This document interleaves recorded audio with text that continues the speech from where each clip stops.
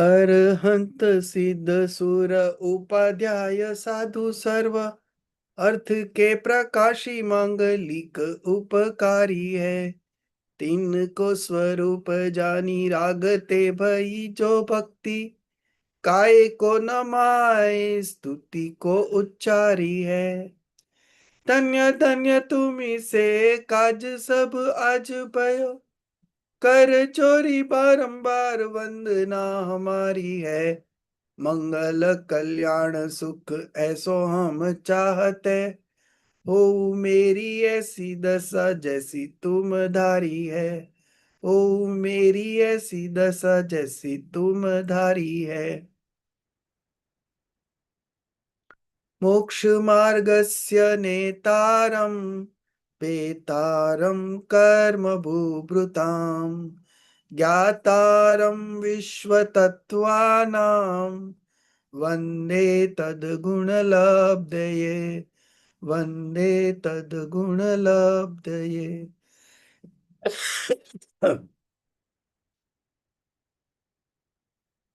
So we will continue with chapter 9 of Tattvat Sutra. Last week we had discussed about the 6 tools of stoppage element. What are the 6 tools? 1 minute. So the first one was Gupti. The first one was Gupti, restraint. The second one was Samiti, carefulness. Then the third one was Gupti, Samiti, 10 dharm, 10 religions. Then it was Anupreksha, 12 contemplations. So these two we did not discuss. Then next in the sequence was 22 afflictions, Parisha. So that 22 afflictions we discussed last class, we completed that. But there are some more discussions on these afflictions that we are going to discuss today. So we are on to page number 359. The first paragraph we had completed. So we'll continue with that. So that was about the last affliction, 22. Number 22, Adarshan affliction that we already discussed. Now the further discussions on afflictions are going on, and whom I can make a co-host. So today only I shared the latest corrected PDF. So the WhatsApp that you have sent, is that the one? Yeah, today itself. So you can make me the co-host. Okay, thank you. Okay.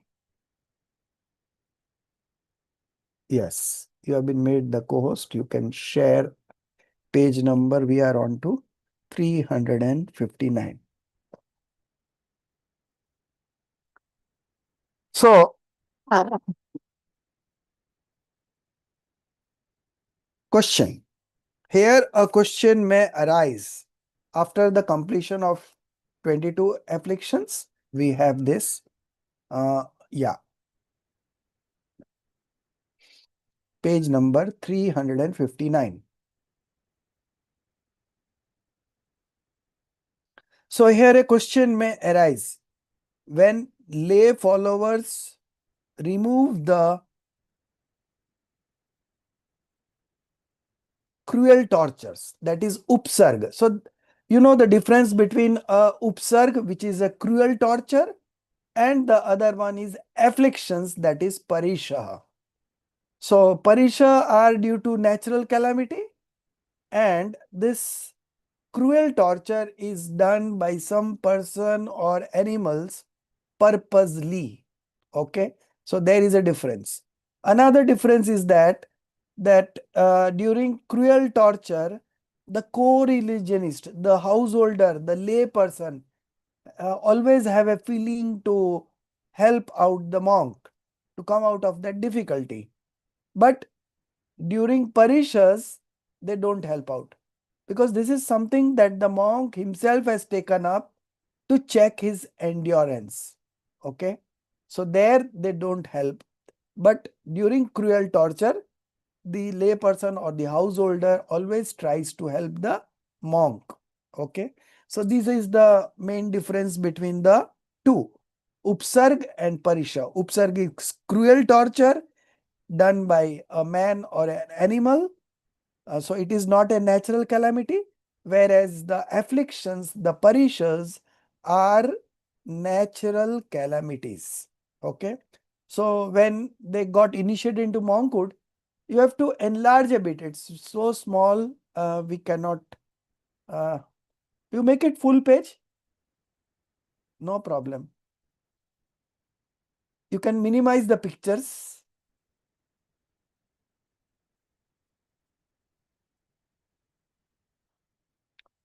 This is the maximum size.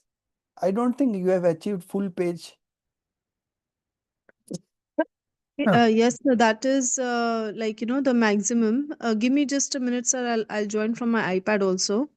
So Okay, on that one, I can enlarge it more. okay, no problem. So when lay followers remove the cruel tortures faced by ascetics and such an intention to relieve them does arise or can arise in their hearts, then what objection is there in wishing to remove the adversities caused by afflictions? Okay. So while upsarga, the co-religionist tries to remove it. Okay. So where is the problem in removing the adversities caused by affliction? This is the question. The answer is upsarg, cruel torture, are caused by malicious individuals. So it could be man also, it could be animals also. As we have seen that Lord Parsnath was attacked by elephant, and no, he was attacked by kamat. So it was an human being. And then Sukomal, Sukoshal Muniraj, he was attacked by, uh, I think, fox. And then we had Mahavir Swami also being attacked by some other things. Then we had Vishnu Kumar Muniraj and the Akampanacharya and 700 monks. They also went through a cruel torture in the hands of those ministers, that Raksha Bandhan story. So all these are caused by malicious individuals and are unnatural calamities. They are unnatural calamities. Hence, it is natural for fellow spiritual co-religionist sadharmi to desire their removal. However, afflictions are natural adversities. Okay? Afflictions are natural calamities. The desire to remove them does not arise in the hearts of fellow spiritual co-religionist. Okay. So this is the difference. When someone accepts renunciation or when someone gets initiated into monkhood, he does so with full awareness that adversities related to the seasons are bound to come. Okay. If he is to reside in forest, various types of hardships are certain to occur there as well. In the same way, hunger and thirst, illness, and so on will also arise. Having taken renunciation with a firm resolve to endure such adversities throughout life, how can he wish for arrangements to counteract these afflictions? Okay. So they don't have that. They are already mentally prepared. And the best part about the monks is they are having their support of their pure soul. So by getting into pure soul, 1 minute, I'll make a coast. Yes.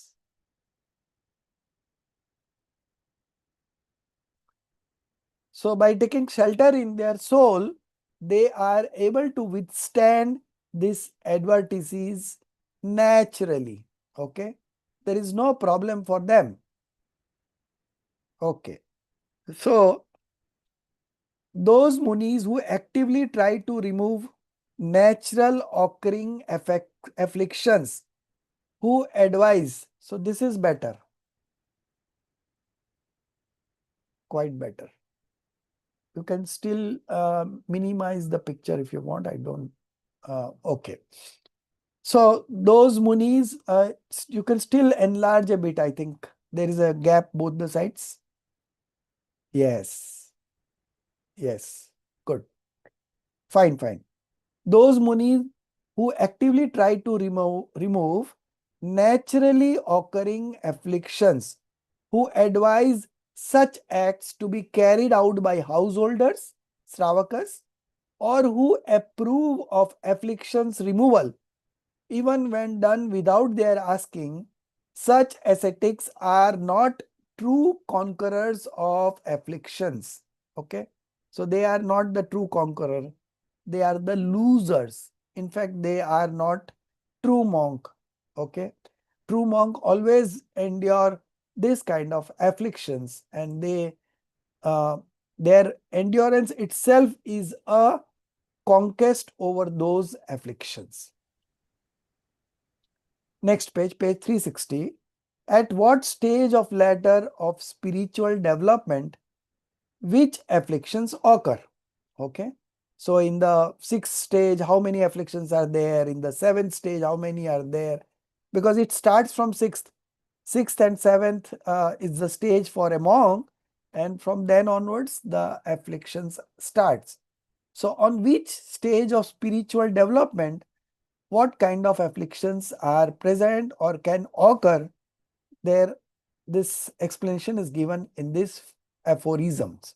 There are three aphorisms for that: 10, 11 and 12. The nature of the 22 afflictions has been explained in detail. Now it is clarified in which gunasthan, how many and which specific afflictions are present. Okay. The related aphorism is as follows. Sukshma Sampray Chadmast Vitragyosa Chaturdasa Ekdas Jine Badar Sampray Sarve. So these are the three. Next page. Yes. In the 10th. Yes. In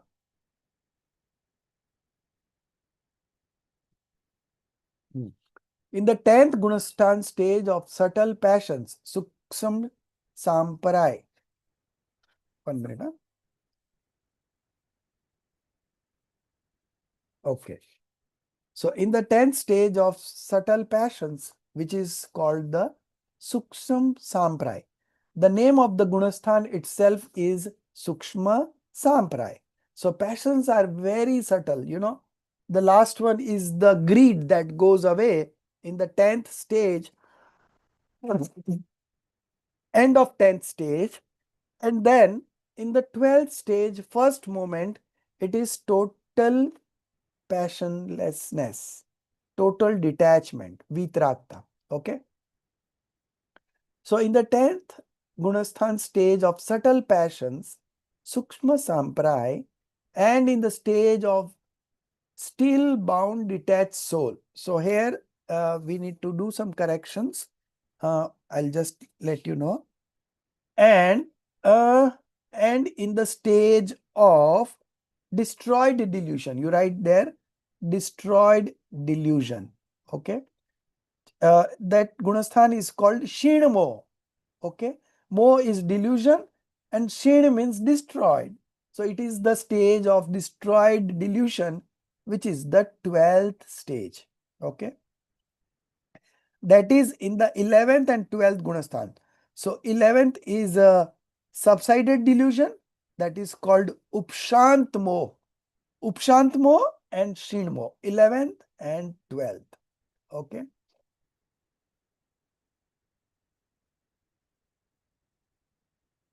There are 14 afflictions, or it is possible for 14 afflictions to be present in that particular stage, 11th and 12th. Okay.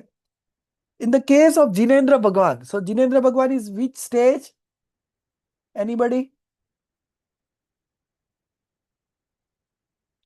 Which stage, Subha? 13th. Yes, 13th. Very good. In the case of Jinendra Bhagwan, that is in the 13th Gunasthan, there are 11 afflictions, or it is possible for 11 afflictions to be present.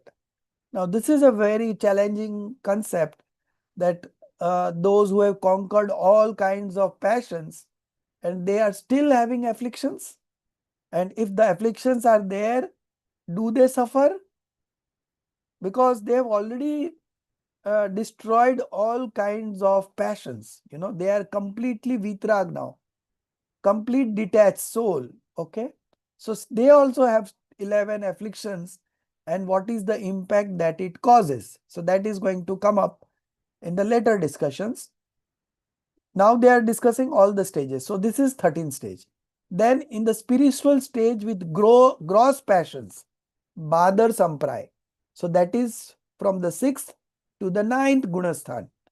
All 22 parishas are present or may possibly arise. Okay.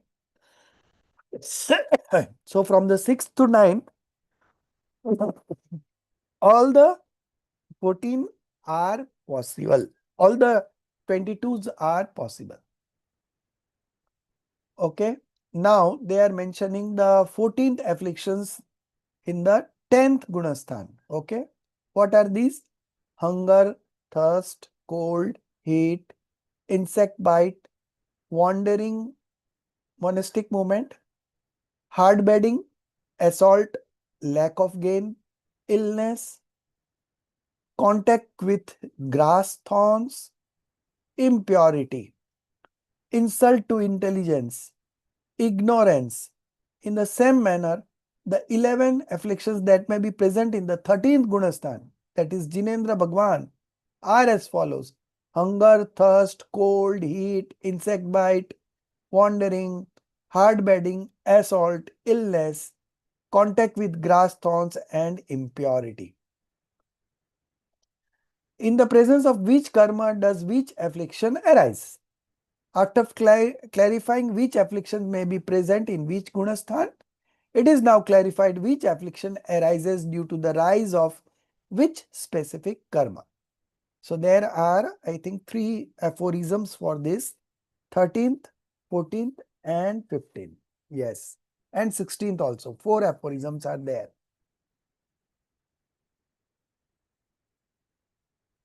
The 13th one is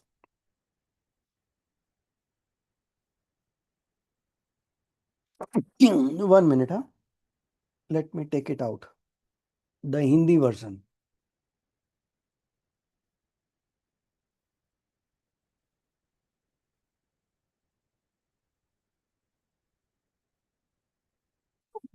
So Jnana Varne Pragya Jnane, that is 13th. Darshan Mohantaray, your Darshana Labho. Next, 15th. Charitra Bohe Nagneya Rati Stri Nishadya Akrosh Shaya Chana Satkar Purushkara. Vedniya Sesa. Rest of all due to Vedniya Karma. That is the 16th one. Okay. In the presence of knowledge obscuring karma, the affliction of insult to intelligence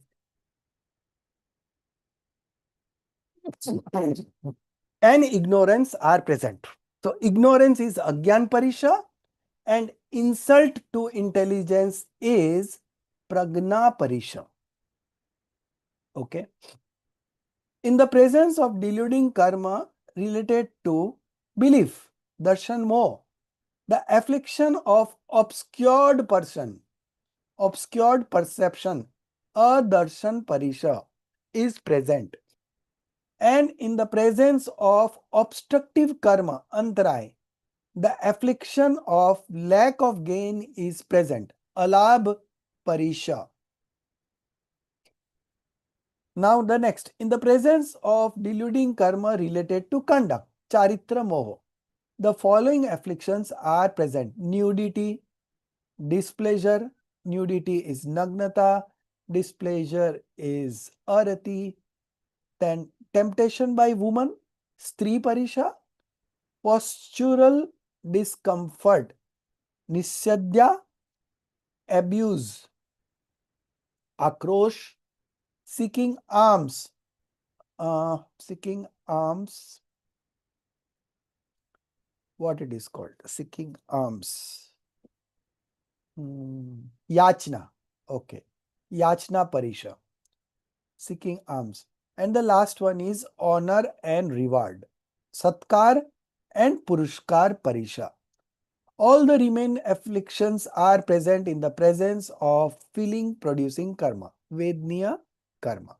So these are the different karmas. Due to the instrumentality of those karmas, such and such afflictions happen to a monk. And also we saw on which spiritual stages what kind of afflictions are present. Okay. Now again a question. Here a question may arise. While the existence of the affliction of being called ignorant, agnan parisha, in the presence of knowledge obscuring karma is understandable. That seems to be logical. That because of the rise of knowledge obscuring karma, agnan may exist, and because of that agnan parisha is quite understandable. But the next part of the question is, just go ahead. Yes. But how can there be the affliction related to intellect or wisdom, pragna parisha, when pragna itself is a disposition arising from the destruction or partial suppression of knowledge obscuring karma? So this is something very peculiar. So how this happens? So Pujyapat Swami, okay. The answer to this question has been given by Acharya Pujyapat in the treatise Sarvat Siddhi as follows. Intelligence arising from subsidence cum destruction of knowledge obscuring karma. Subsidence cum destruction means shayopsham. Okay. Shay, upsham. Shay is destruction, upsham is subsidence. So intelligence arising from sayopsham of jnana varniya karma. Okay. Knowledge obscuring karma. Shayopshamik pragna gives rise to pride. Okay. So when you feel that you are very knowledgeable, then the pride passions arises. When other forms of knowledge obscuring karma are still present. So this is a stage where some part is covered by knowledge obscuring karma and some part is not covered. So the not covered part is the level of knowledge that you have got at that point of time. And with that knowledge, there is a possibility of the pride passion coming to rise. Okay. So the cause is itself the knowledge obscuring karma, but due to subsidence come destruction, sabsham of knowledge obscuring karma that give rise to pride. So indirectly it is related to knowledge obscuring karma. However, when all knowledge obscuring karma are completely destroyed, okay, Jnanavarana ekdam khatam, then pride does not arise. Pride only arises when there is a little bit of knowledge which has opened up and the rest is covered. Okay. So then the chance of pride getting a rise is always possible. But when all the knowledge obscuring karma has been destroyed, then pride does not arise. Okay. Therefore, the statement that affliction of intelligence, prajna parisha, arises in the presence of knowledge obscuring karma becomes logically valid. Okay. So this is what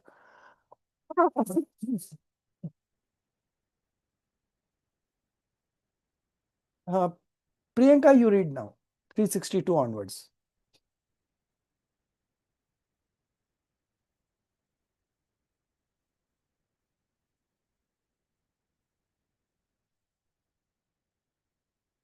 You'll be able to read, or do you are driving?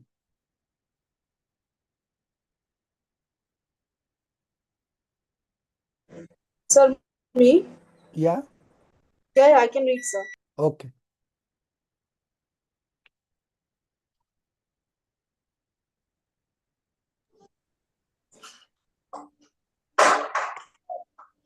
Okay. Page, a similar sentiment from here. Yeah. Oops, sorry. A similar sentiment is expressed by Acharya Akalanka Dev in the Tattvarth Raj Vartika. He clearly states the thought, I am a great scholar, is not the result of intelligence or pride delusion, but rather the result of knowledge obscuring karma. In the context of affliction of obscured perception arising from rise of perception deluding karma, the following specific interpretation presented by Pandit Phulchand ji is particularly noteworthy. Here, Darshan Moha refers specifically to the Samyaktva Mohaniya subtype. While this karma is operative, defects such as Instability. instability, chal, impurity, okay, impurity, mal, Mal. and not remaining steadfast, agad dos, arise. Even while right belief, that is samyaktva, is present, having various speculative thoughts regarding the omniscient being, the scripture and the substances constitutes the defect of instability, chal dosh, or chal dosh. Just as waves arise in water even when it is otherwise stable due to the influence of the wind, in the same way, an individual with right belief is stable in his true nature. However, due to the rise of clouded right belief, deluding karma, that is samyaktva mohaniya karma, he experiences mental wavering regarding the apta, apta, that is trustworthy, detached soul, scriptures, agam, and substances, padarth. This is called the chal dosh. Mal means filth. When samyak darshan becomes impure due to faults like doubt, that is shanka, that impurity is known as the defect of filth or mal dosh. This too arises from the rise of samyaktva mohaniya karma. Further, agal means not remaining steadfast. A soul possessing right belief may, due to worldly motivations, at times become unsteady in relation to the tattva, that is truth. For example, the principle, another is not the doer of another's actions, is well understood by one with right belief. Yet, due to detachment, that is due to attachment, that is rag, they may not remain firm in this principle. At times, they may even come to regard a spiritual act as being driven by worldly intention. In this way, three defects arise from the rise of samyaktva mohaniya karma. Though these three are essentially one, they have been enumerated separately here from their distinct viewpoints. So this is up to this. So you see, when initially a person who is a wrong believer, if he attends right belief, what kind of right belief it would be? Subhaji, out of three, which kind it would be? Opshamik, Shayopshamik and Shaik. So initially, a false believer getting right belief, experiencing his soul for the first time, what would be? What kind of right belief it would be?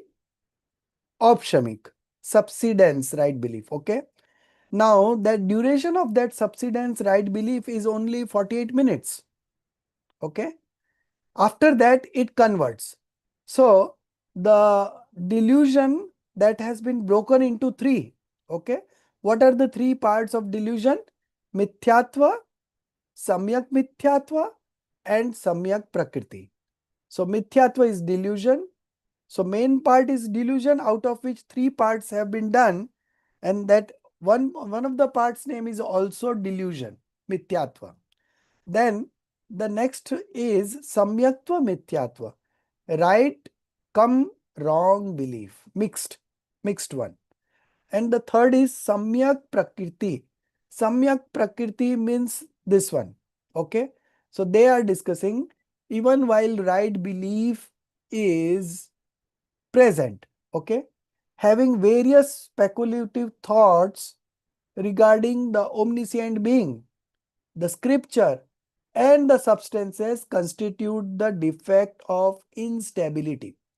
So although he is a right believer, his right belief is still maintained, but still he has these doubts in his mind. Okay. Doubts regarding omniscient being, doubts regarding the scriptures, why it is written like that, I don't think this is correct, this may be wrong. So this kind of doubt he has. And about the substances, fundamental elements. Okay. This is the defect of instability, chal dosh. Just as waves arise in water even when it is otherwise stable due to the influence of wind. Okay. So the water in a pond is absolutely stationary. But when a wind blows above it, due to the influence of wind, the water waves arise in the water. Okay, it moves, start moving, right? So in the same way, an individual with right belief is stable in his true nature.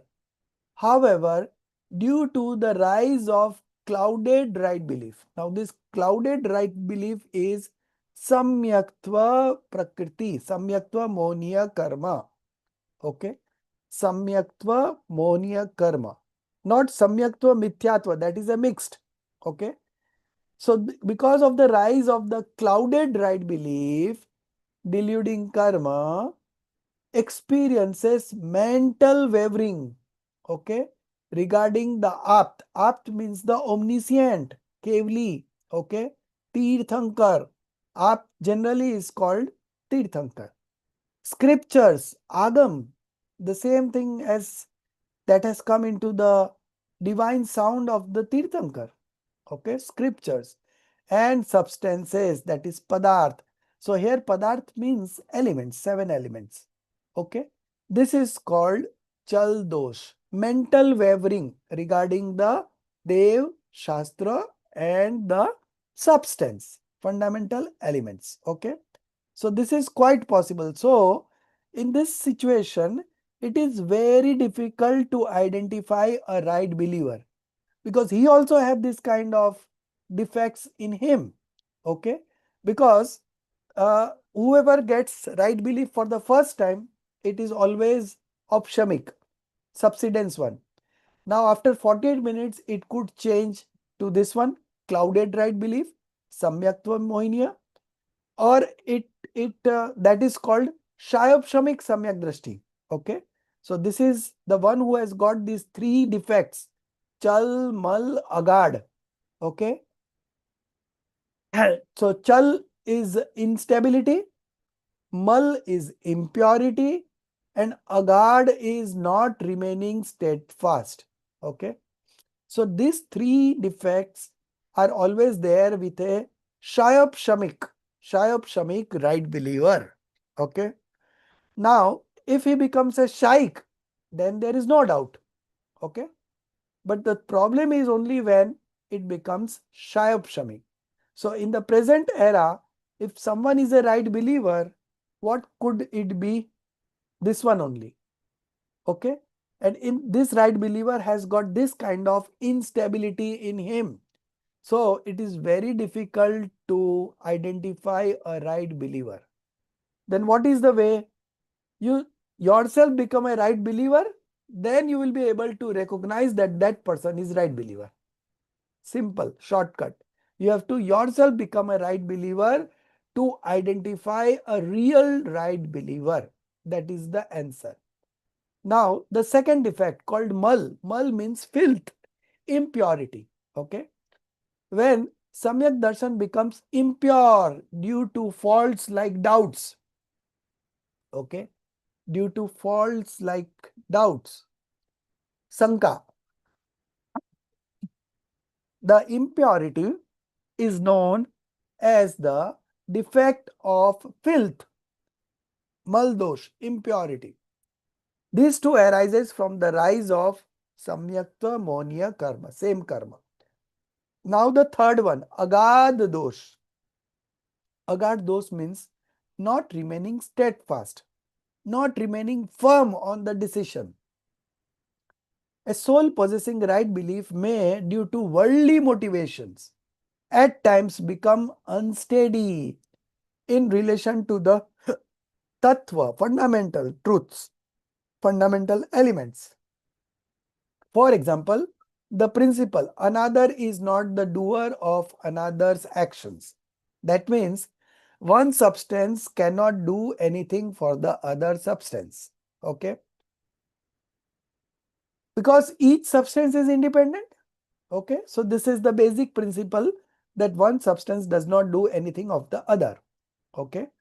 Is well understood by one with right belief. Yet, due to attachment, rag, they may not remain firm in this principle. At times, they may even come to regard a spiritual act as being driven by worldly intention. I'll give you an example how this happens. He has this thinking in his mind that I am doing so much religion, I am studying so much, I am doing all the activities of religion so much, that's why I am getting all the good things in life. So this kind of belief is like that. Okay. So the classic example is of Ramchandraji. He was a Saik Samyak Drashti. Okay. And still for 6 months he was carrying the dead body of his brother Lakshman because of attachment. Now, who will believe that he is a right believer? 6 months, not 1 day, 2 days, 6 months. So, this is quite possible as we have understood. Okay. So, in the present era, if there is a right believer, he will have these 3 defects. Okay. And these 3 defects, if you study it again and again, you will be to understand and realize that if this is the stage, then it's very difficult to identify. Okay. So never form an opinion about anybody else, because it's very subtle to know who is a right believer or who is a not a right believer. Okay. And anyway, it's not going to help us also in any way. Our path is very well laid out. We want to be a right believer, and for that we need to do 3 things: study the scriptures, contemplate about it, and then third step is the decision. Okay. Make decisions about it. Beyond the decision, our effort does not go. Okay. So I have missed one paragraph. One is left over in the previous page. Yeah. So as driven by worldly interest, at times they may even come to regard a spiritual act as being driven by worldly intentions. Okay. In this way, 3 defects arise from the rise of samyaktva monia karma. These 3 are essentially one. Okay. They are more or less similar. They have been enumerated separately here from their distinct viewpoints. Okay. So this is this was what quite interesting and challenging also, because this type of right belief, Psyopshamic right belief, has these three defects. Opshamic does not have this defect, and Shaik also does not have this defect. Okay, only Psyopshamic. And Psyopshamic, the stages for spiritual development are 4th to 7th. Okay, so when a person moves into the 8th stage, then it is either Opshamic or Shaik. Then only he can climb the ladders. Okay, Shapak Shreni and Upsham Shreni. Okay, so Shayapshamik Samyak Drashti don't go beyond 7. Okay, so this is the limitations. Okay, now we move on to the next. Yes, in the present context, it is precisely.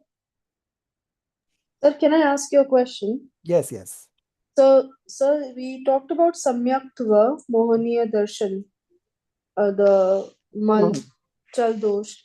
Yeah. So, my question is, sir, like the Shayopshamik, Shaik, and that one, Opshamik.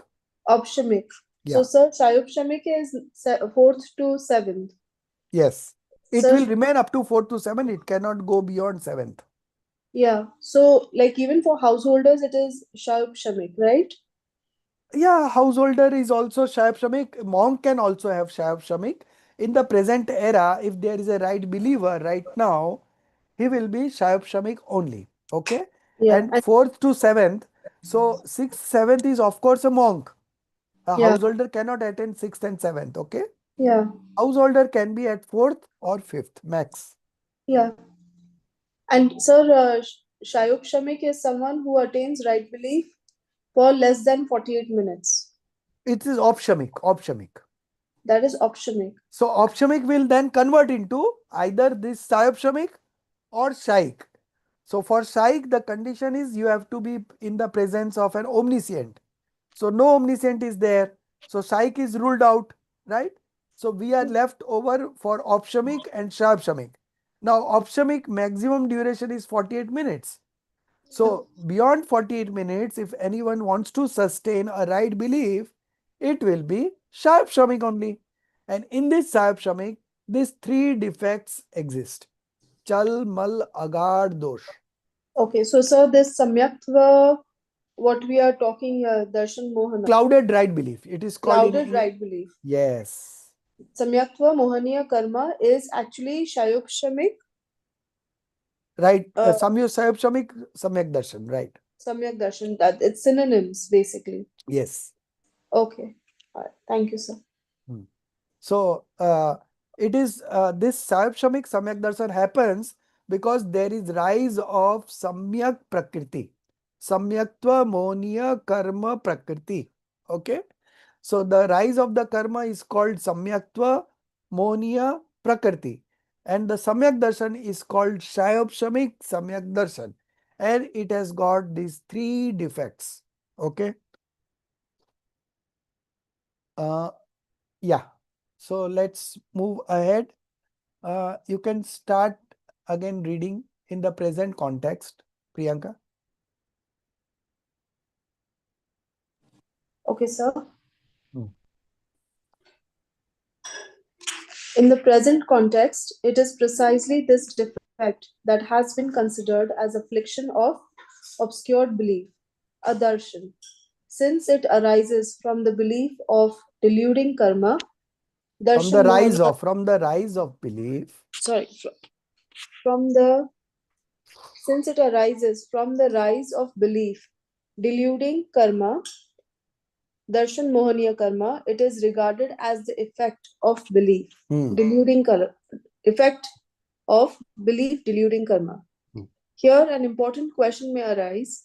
If the affliction of hunger, which is due to the rise of painful feeling producing karma, that is asata vedaniya karma, is experienced even by the Kevli Bhagwan, that is the omniscient being, then should they not also require Kavlahar.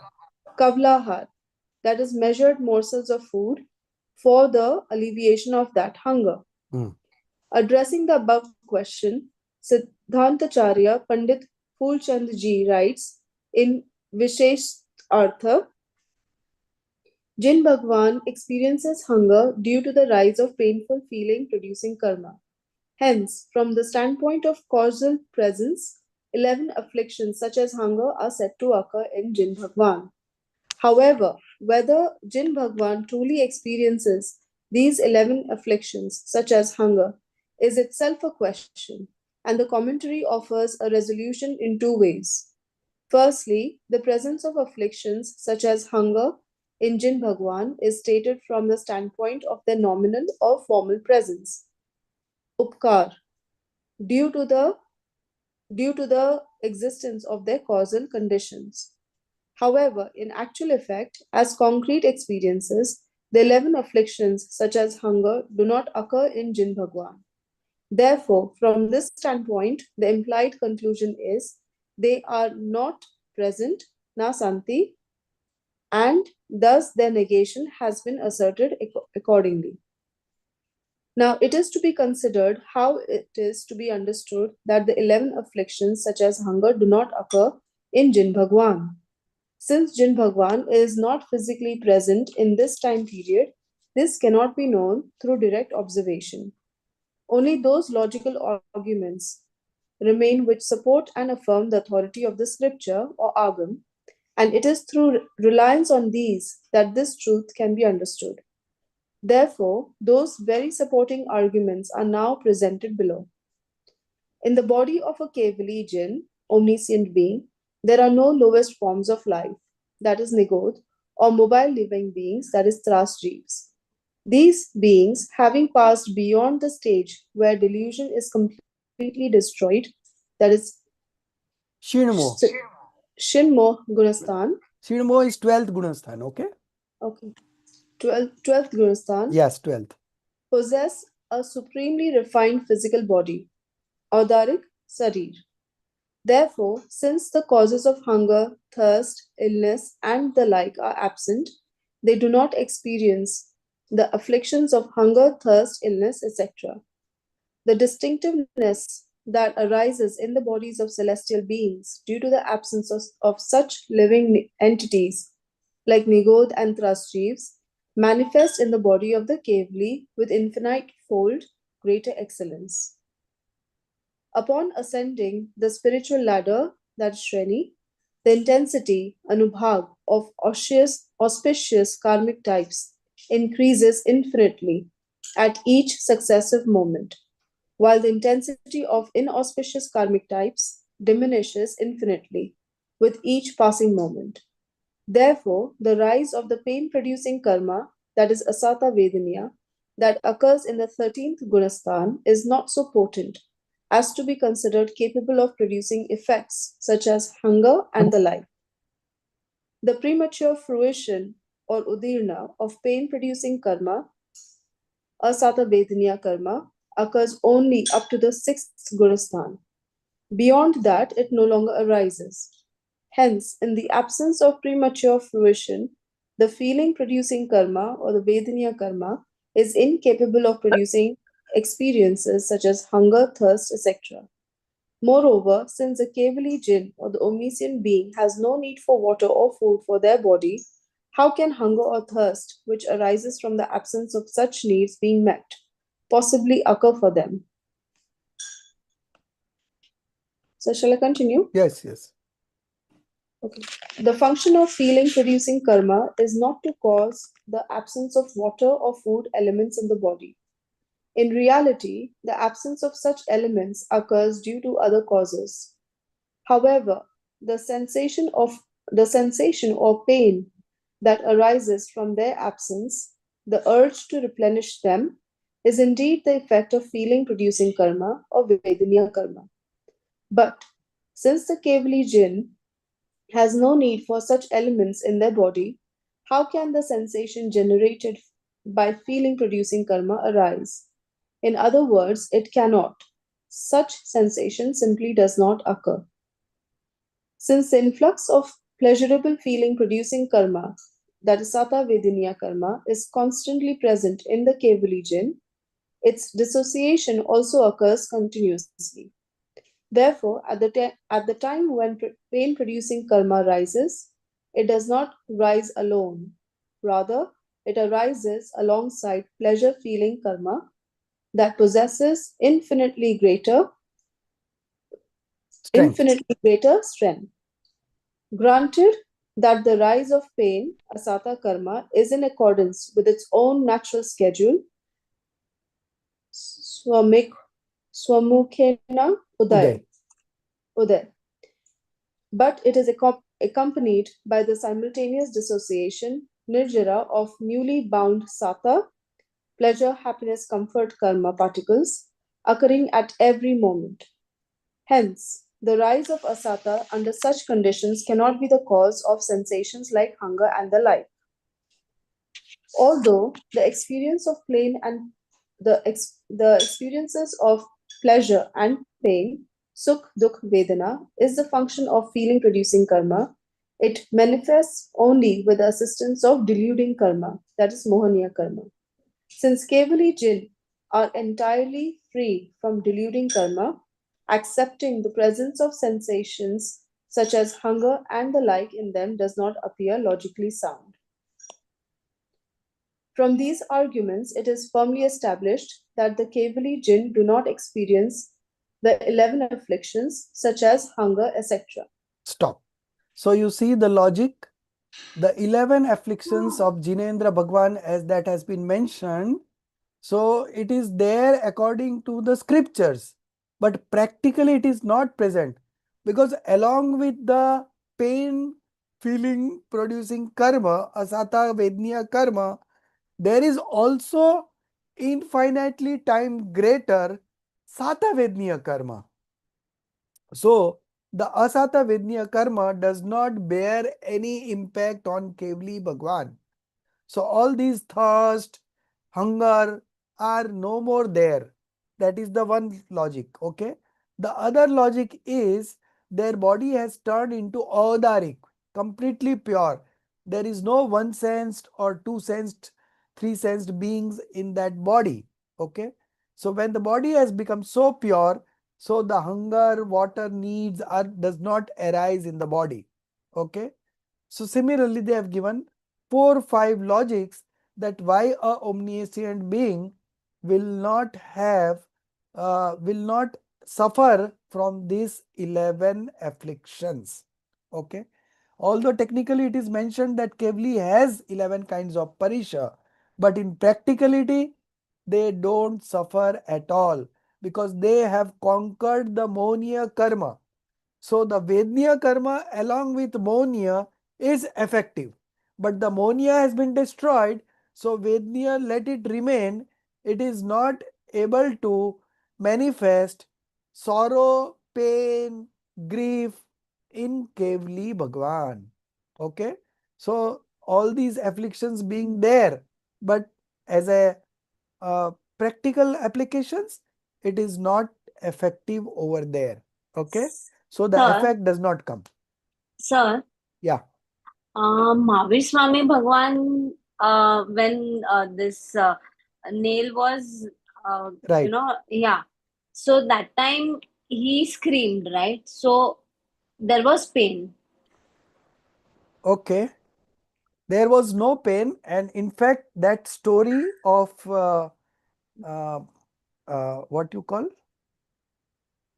Mahavir Swami, Govardhan, Yeah, what shepherd, Neil? No, Neil. coward, What it is called? The instrument which was piercing in his nail. nail. Yeah, nail. So that nail and that all story is in Swetambar scriptures. In Digambar scriptures, it is not mentioned that way. Okay. Okay. So they will never scream because these all does not affect them. Okay. Why not Okay. affect them? Because they are all totally engrossed in themselves. Above seventh stage, all the stages are in that mode only where their active consciousness is engrossed in their self. Okay. So when they are totally focused on experiencing themselves, so all these afflictions and the cruel torture, that does not affect them technically. Okay. So they here the cruel torture is happening. On the other side, they manifest omniscience knowledge and then they get liberated. Okay. So all these 11 afflictions are on papers only, technical only. Practically, they don't create such an impact in them because they have destroyed the Monia karma. So all the non-obscuring karma, aghati karma, they are only able to give an impact when it is along with Monia karma. So Monia karma is destroyed. So all those 4 karmas remaining, they are not able to manifest any kind of sorrow, pain in them. Okay, because that Monia karma has been destroyed. So this is the all about omniscient being, why they are not suffering because of 11 afflictions. Next. Yes. Okay. Again a question.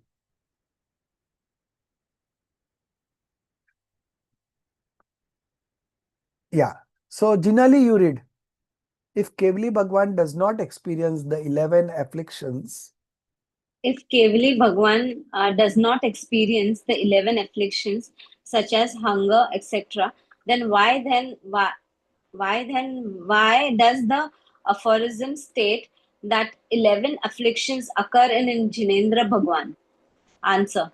The above statement is a formal expression. It has been made from the conventional viewpoint, Vyavharnay, based on the rise of pain producing karma.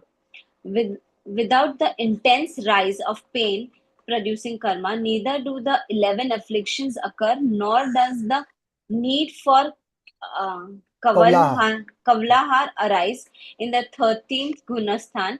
The rise of pain producing karma is extremely mild. Therefore, in the 13th Gunasthan, afflictions such as hunger, etc., do not occur. How many parishas at once? After So, clarifying, this is a different question. We are coming okay. on to that. But now you understood that in the 11 afflictions that has been mentioned in the 13th stage are just a statement of conventional viewpoint, Vyavhar se. Okay. Because based on the rise of pain producing karma. But that pain producing karma is so mild, so mild. And along with that, the pleasure producing karma is so infinitely times greater that the impact does not show. Okay.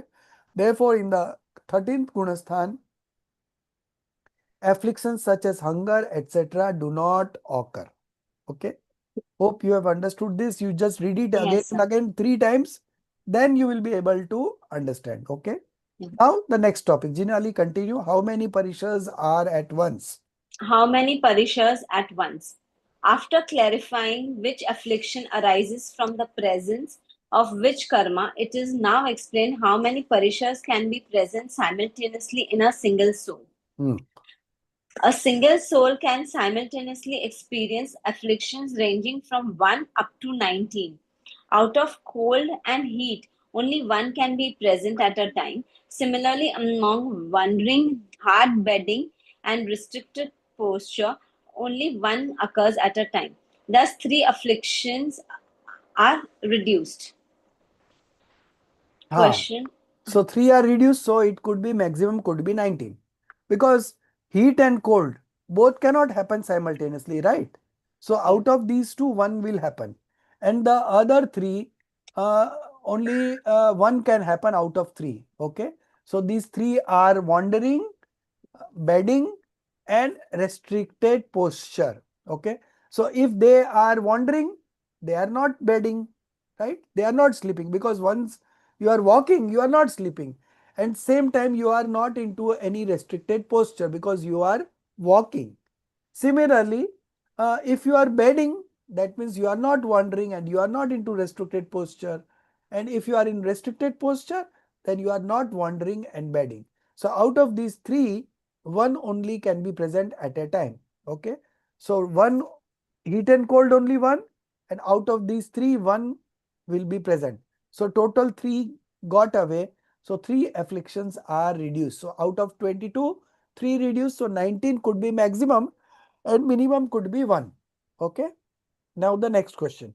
Continue, Jinali.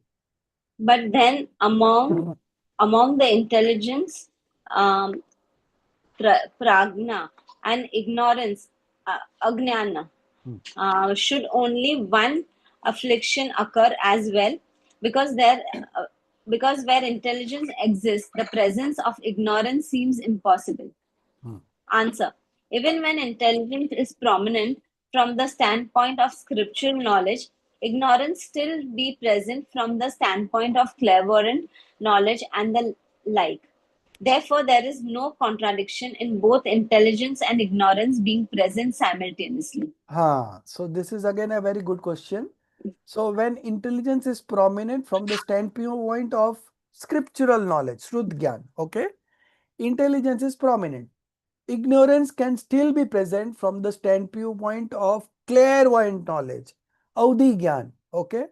So in case of Audhi Gyan, there could be ignorance. So both can happen simultaneously. On the one hand, intelligence is being prominent, and on the other hand, ignorance can also be present, but that will be from the perspective of clairvoyant knowledge. Okay. So these two can simultaneously exist. There is no contradiction in them. Now, the last of the tool. So we have discussed Gupti, that is restraint. Then we discussed Samiti, carefulness. Then we didn't discuss Das Lakshan Dharma, 10 virtues. Then we didn't discuss 12 Bara Bhavna, that is 12 contemplations. Then we discussed the 22 afflictions. So 5 tools are over. Now the 6th tool that is coming up is called Charitra. It has got 5 divisions. Okay. So this we are beginning. Types of conduct, Charitra. Subhaji, you read.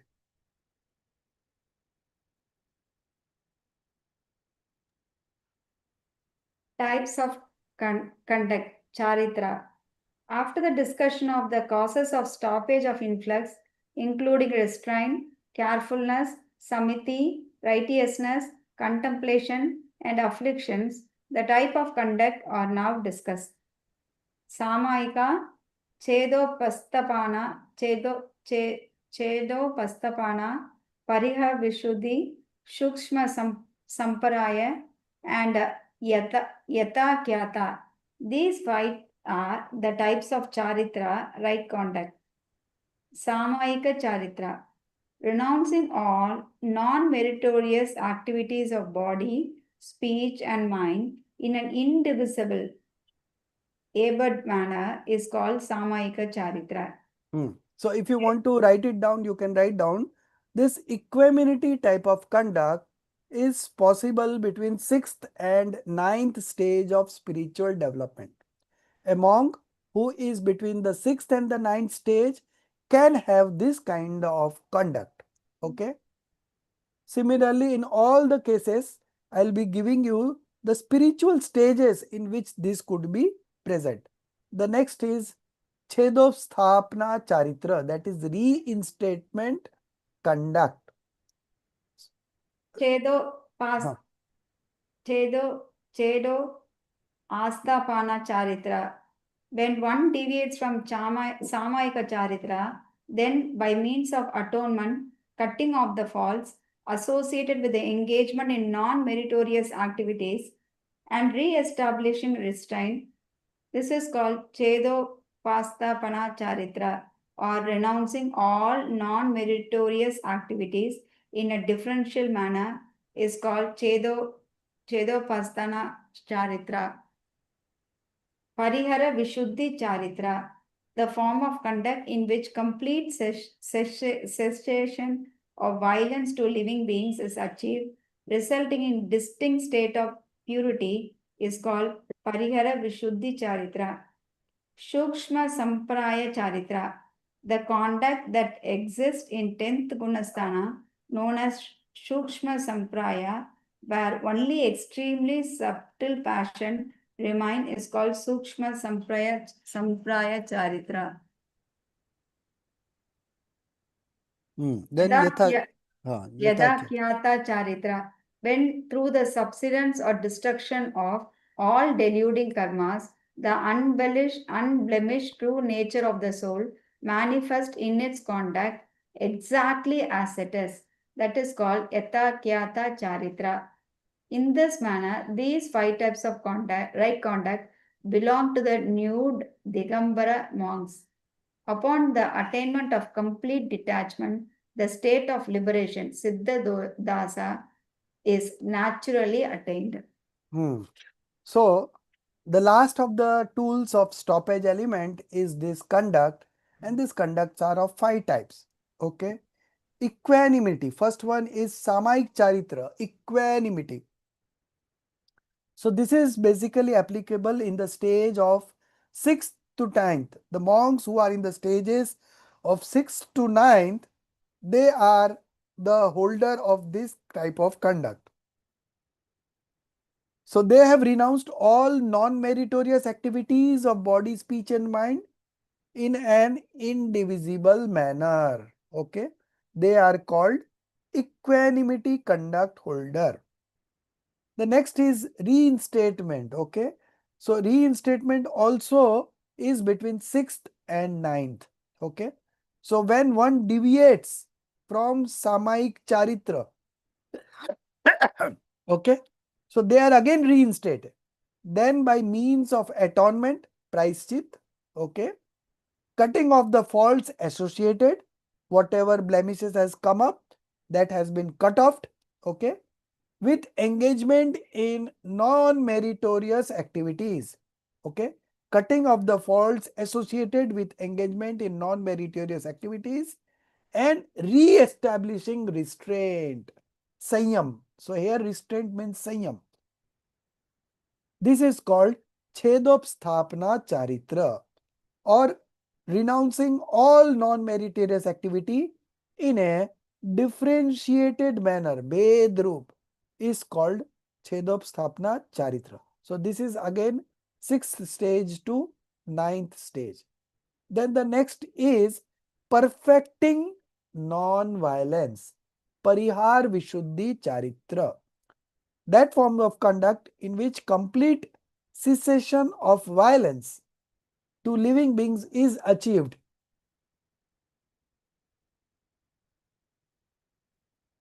That form of conduct in which complete cessation of violence to living being is achieved, resulting in a distinct state of purity, is called Parihar Vishuddhi Charitra. So these monks are in the stage of 6th and 7th. Okay, 6th and 7th. Reinstatement is also 6th to 9th, and perfect non-violence is 6th to 7th. Very good. You write it down. Otherwise, people will forget. Okay. So 6th and 7th, right? You have written down 6th and 7th for the third one. For the fourth one, Sukshma Sampray Charitra. So this is specifically in the 10th stage of spiritual development.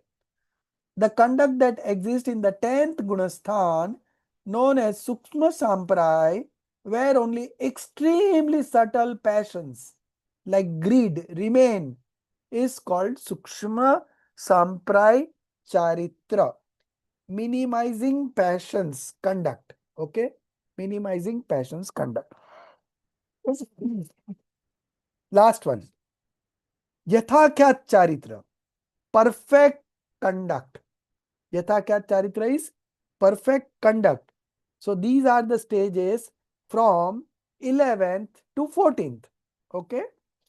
11th to 14 is Yathakya Charitra.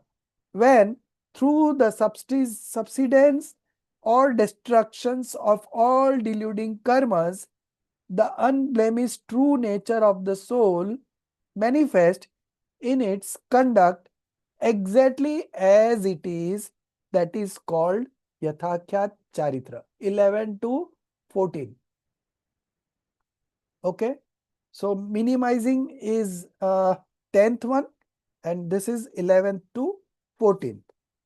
In this manner, these 5 types of right conduct belong to the nude Digambar monks, upon the attainment of complete detachment, okay, that is the 12th stage, the state of liberation, Siddha Dasa, is naturally attained.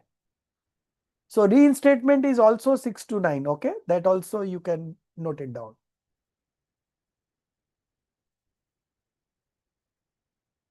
Yes, 6 to 9, right.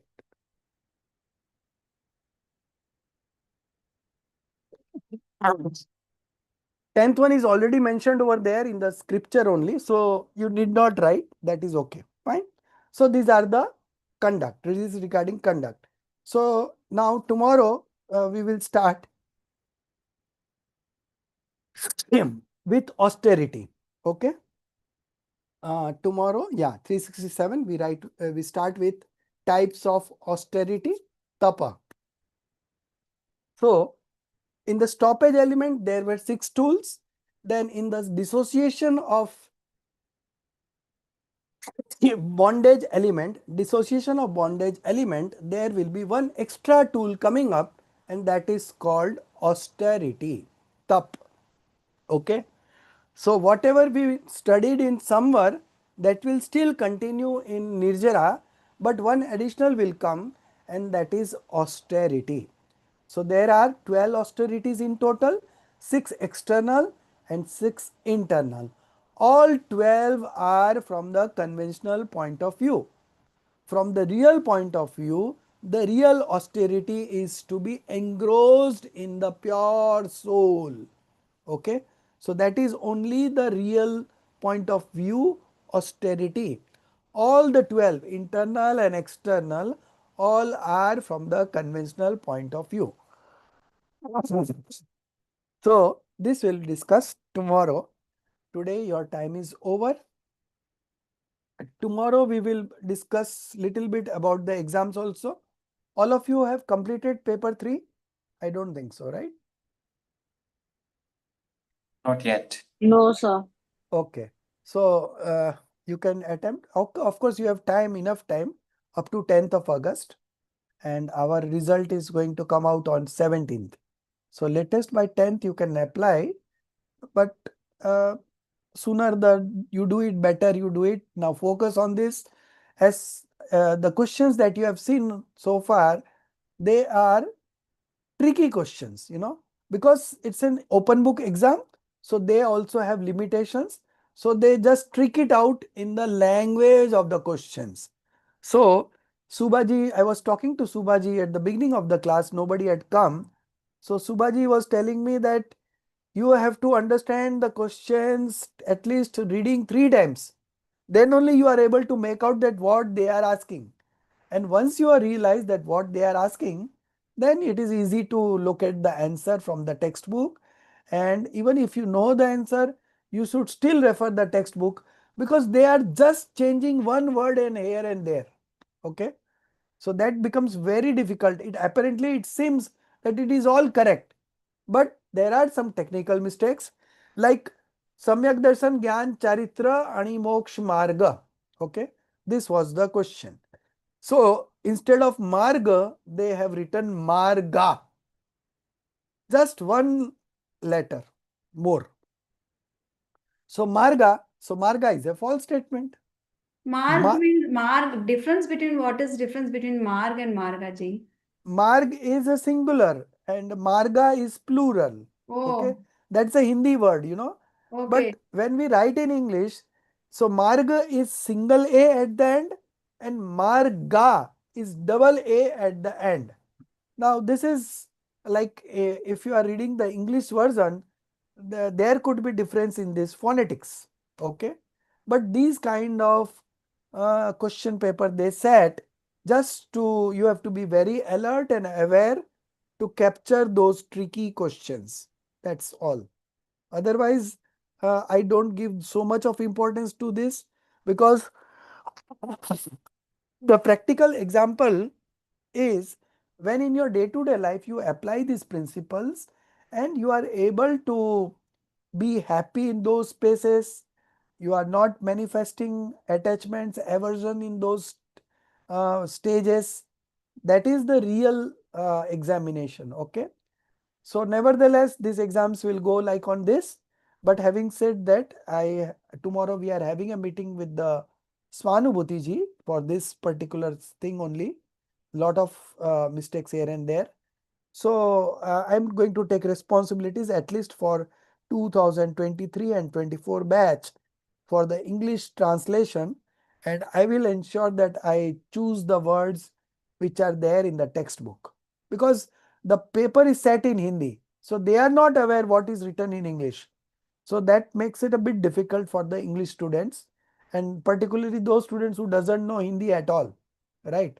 For them it becomes a bit difficult.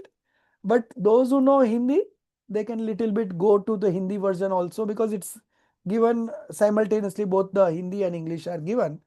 But having said that, I will ensure that the coming semester we will not have any mistakes. So when you are sure that there are no mistakes in the question paper, then you start finding answers in the textbook only, right? So that we are going to do it, and I will let you know what the discussion goes on tomorrow, and maybe I can give you some feedback tomorrow evening. Okay. Okay, so meet you tomorrow. We'll continue with austerities. निज निधि निज में बताई, यह अनंत उपकार है, उसके लिए जिन वाणी माँ को वंदना सत बार है, उसके लिए जिन वाणी माँ